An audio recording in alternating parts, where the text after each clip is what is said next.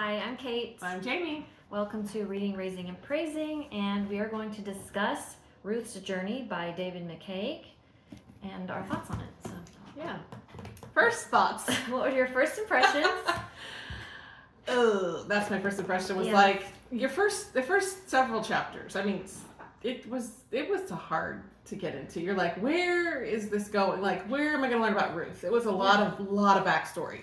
Yeah. From when they got her, I realized that, but like, so much, it was almost too much that I was like, didn't even want to keep reading. Well, you started it probably weeks before I started it. I just couldn't. And then when I started, I thought, how is she doing this? Because I could not. And then I found out that you were not that far into it. So I'm like, okay, it's not just me. Yeah. But I would say the first fourth or the first third Hundreds was of really pages in.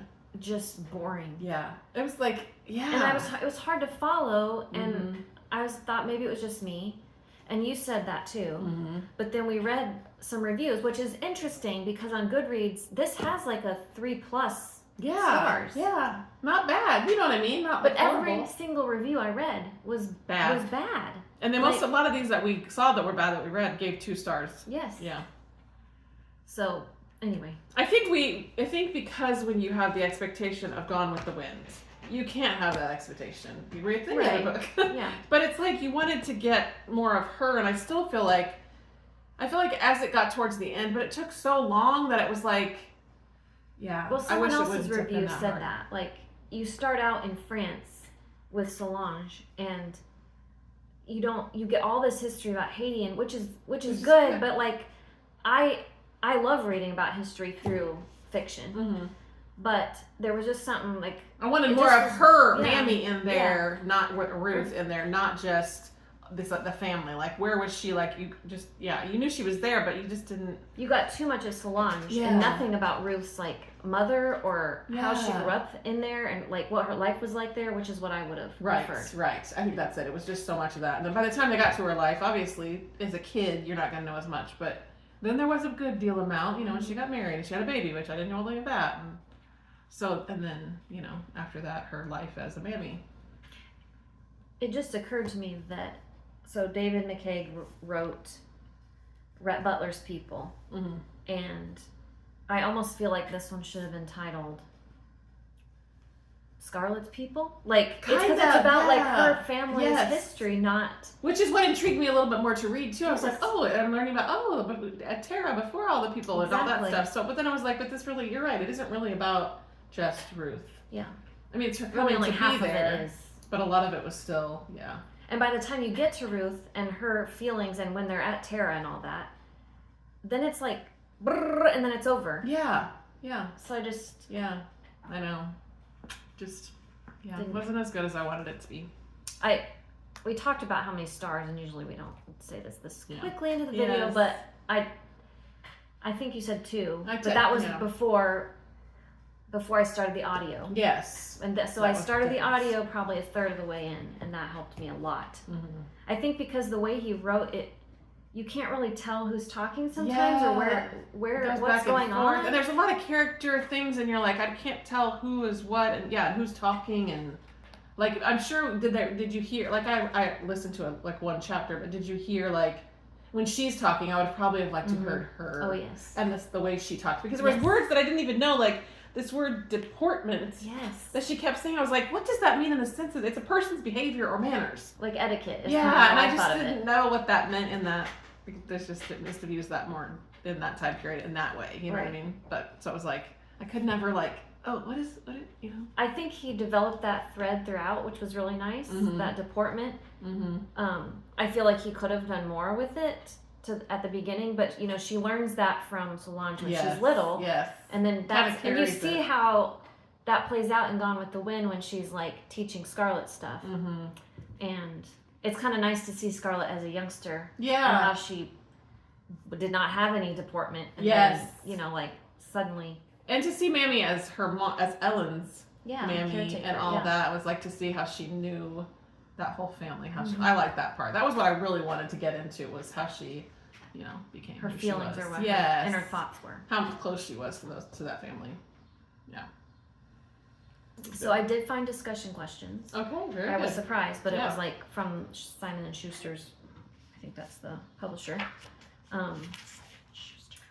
So, in Gone with the Wind, the character Mammy had no other name. Why do you think the author decided to give her a different name in the book? And why did he choose Ruth? And I think they say that's not her name, like her given name. I thought Solange gave her that name. But there was a reason, I thought, and I can't remember. It fits, though. She says, I don't know, there's something about Ruth that, I don't know. It's biblical. Fits with her. So Yeah. I had never thought about her not having a name, though. Yeah. Maybe. Yeah. That's so funny. Yeah. In what ways does Solange's personality resemble that of her granddaughter Scarlett? I thought of that too.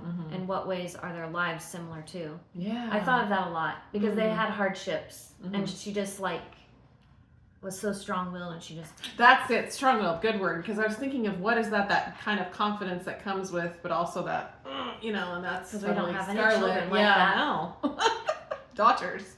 But Solange was very much like that, so that makes sense. So it's kind of like, you're getting, like you said, this is more like all the people, because you're getting that background of those characters.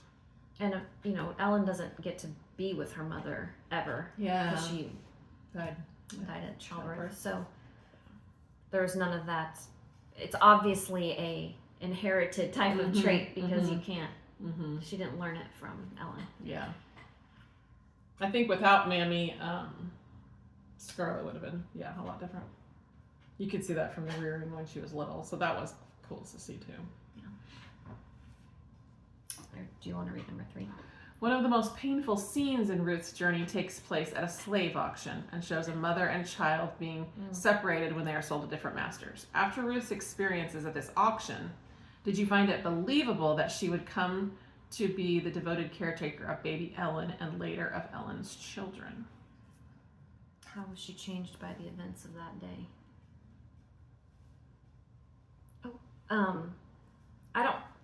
I don't know that it was just that part of her life that made her have that maternal instinct. She probably just had some of that, but because she took care of Solange, like when she was a child, she was almost like people who take care of like younger siblings, they just have this more mature. Yeah, totally. She had to kind of like grow up quicker. But seeing seeing mothers and or children getting taken from mother, I mean, that was just like very hard. Oh yeah. And I felt so bad when I don't know how to say that, when she lost her child and then Yeah. So no wonder she kind of, she obviously had motherly instincts because she was a mother, but then it was just so much, that's where she poured it was into these families. That's this family. And they treated her well. I mean, it wasn't like... Yeah, totally they treated her, one of the family. Comparatively. It's like she was like a second mother. They did, she would kind of sass, and it's not like... I think they knew that's how she was. Yeah. Probably different than some others. I think she said that about herself. Like, I'm not one who's not going to say something, but I think, Oh, here.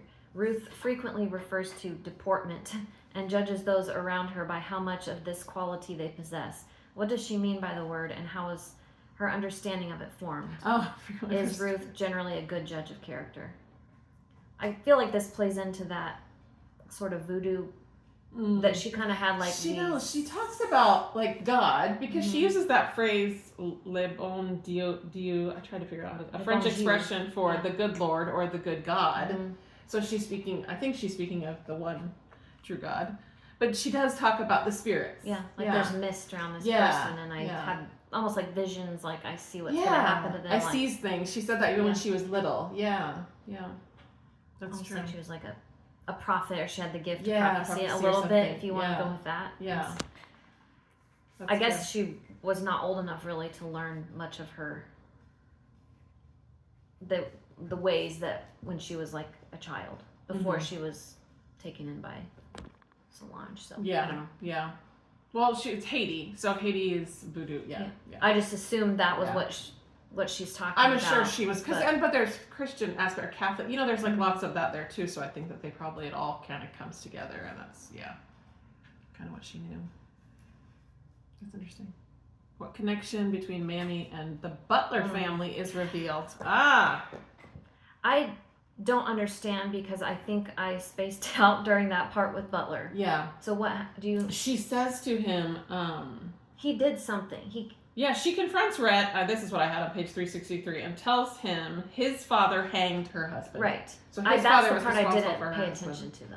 I did. When her husband gets hanged. I lost track of it was like they were trying to go against the white men. You know what I mean? It was such a slavery thing, and some of them were freed men and some of them weren't, and they were trying to kind of have an uprising. And then a ton of them just in one of these chapters, it has the very beginning in bold print all these men's names that were hanged that day. And so Butler was like a judge or like a something. Yeah. Because then when she does talk to Rhett, well, before she talks to Rhett, it's known that he and his father don't get along. Yeah. So you kind of he says he doesn't agree. He didn't really agree with that, so it's not like I think he said he was sorry, but he wasn't, obviously before he was old enough to understand. But, that totally is like, whoa. And I kind of forget how she reacts to him in Gone with the Wind.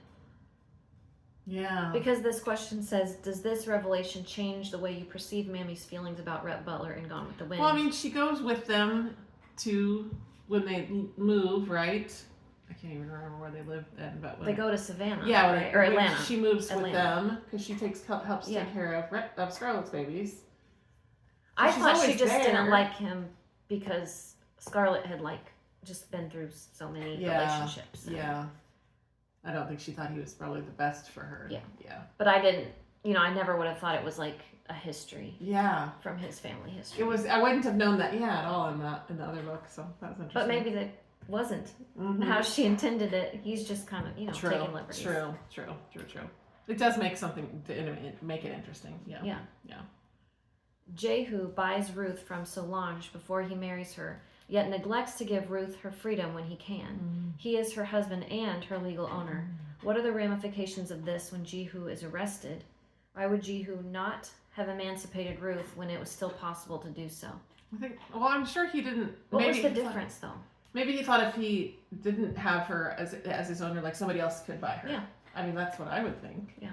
And I don't think she cared, so... What was the difference besides just the knowing that I'm free? Yeah. Because I guess I just see there are parts at the beginning I just totally dismissed. Yeah, I know. Well, and I don't even know if I grasped on all of it either because I was kind of like, what's happening sometimes, Yeah. It's too much. I guess in the end, when he died, if she had been freed and had the papers, she could have done something else, but... And then unless I missed it, she just shows up at Tara and wherever. She's back with the family. Yeah. And you're like, how did she get there? Not Tara. She would have been. She was at the wherever they were in Savannah. Or something. Yeah. The other house. What did they call that other house that they were building? Oh, the pink house. Yeah, the pink house. I did think that was interesting, but I just knew there was connections with the families. She never completely lost connection with them, so I figured she needed a place. So she just went there. She knew to go and She'd have a job, kind of. Captain Jack or whatever, he was somehow tied to that. That's where it got confusing, though. Some of these names and people that you're like, I don't know how it all... I'd have to go back and read it all again. I don't want to sit down there. Yeah, sit through not all so that. much. I think listening to it, even, you'd have to look through it to really understand. Yeah. Because so the question said, what are the ramifications when he's arrested? Mm-hmm. So I guess that's... The problem is that her master is arrested, and so she... What does that make her? Yeah. Right. She's not. Because she's not free. She can be sold again, or something. Yeah. But I'm like, whom? How? Yeah. So much of that stuff that I would never. That may be interesting if you wanted to look all that up. Yeah. I'm not going to. Slavery stuff. It's kind of tricky. But makes it very interesting. Oh, that was the dog. Yeah, he's been at my feet. I stepped on his tail, the dog's tail, this morning, and he yelped, and I'm like. You were right in the middle of the kitchen. So, Gone with the Wind was published in 1936, and its portrait of slavery and its African American characters are reflections of the commonly held beliefs of that time. Does Ruth's journey present a more nuanced understanding of the reality of slavery? I think it just went into it a different way. like because he bought her and that and he was a free man, but before it was before the war even kind of brought more changes. So I feel like it was a different picture of actually when Gone with the Wind started, because it was the war was happening, getting ready to happen. Yeah. And this author is obviously going to write it in a more politically correct way, like a more I don't know what the right word is. Than she wrote it back then, right? Because the times were different. Right. We've learned more. We know more. Right. True. Different background. Different terms and terminology or whatever.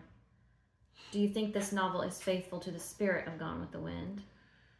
I get like when I got more into like the characters that I remembered and kind of the backstory of the family, that was it. But the writing obviously is just not. It was hard to read. Yeah. It was really hard to read. Even when I'm like, okay, it's gonna get like I'm recognizing names and it's still like I just didn't find anything that I was like, oh, I don't know. Connected to. Yeah. It's tricky. You weren't rooting for anyone. Like with Gone with the Wind, you're rooting for Scarlett, even though she's kind of a mess. Yeah. Or you're rooting for different characters. I guess I knew it was gonna happen to Mammy because it was like the end of this was kind of like the beginning of Gone with the Wind. So I was kind of like, where is this? How is this going to end exactly? Because then we just go into the next story, I guess.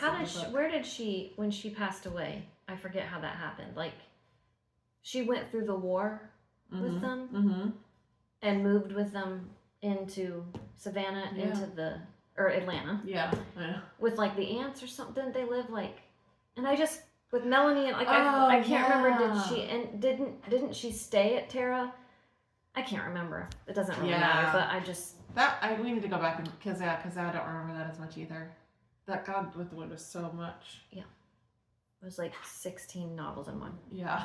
We did like 500 episodes on that.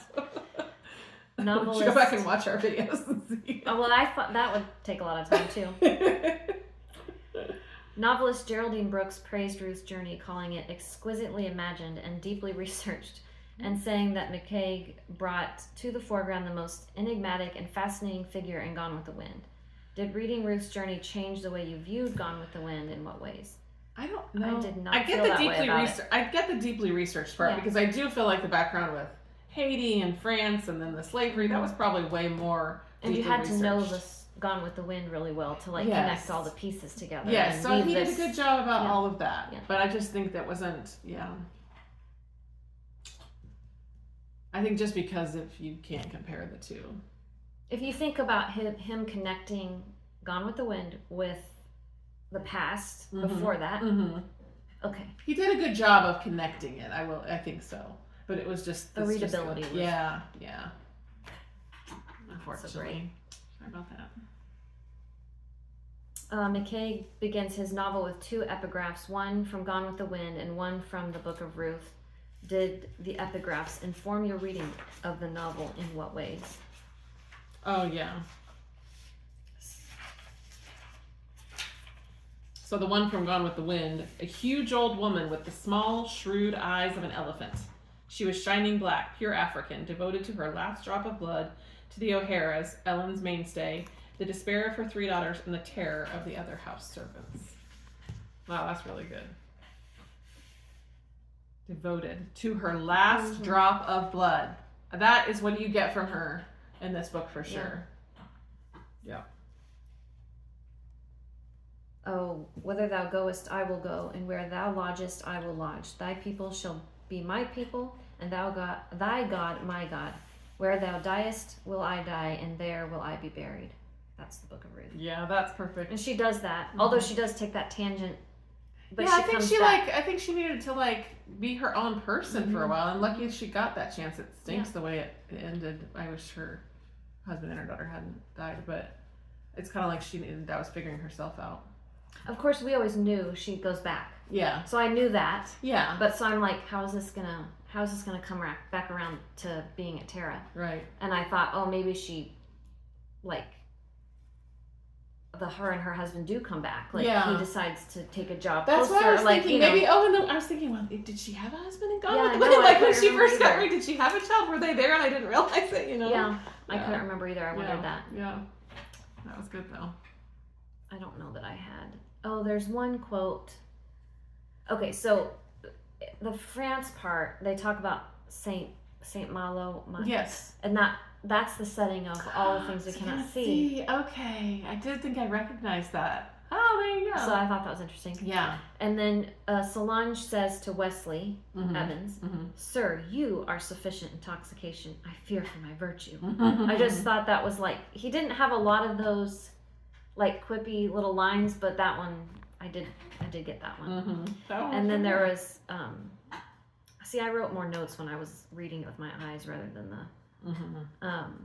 the water closet fiasco is what I called it. There was a water closet in one of the house, the pink house, or somebody else had built one, and then she wanted one, but the person that built one first, can't remember who it was, it like, no one would go in it, and the women were like, I couldn't possibly and now you would never live without one. Yeah. Like, never go to the outhouse, like, ew. Like, that would be, I couldn't possibly, that's disgusting. So, that made me laugh. And then I thought that there was some parallels between Wesley and Rhett, because they were both kind of like scoundrels. That was interesting. That's true. I just think the deportment, at the end of the day, the deportment thing was like, I was like, throughout I the whole. forgot what this is.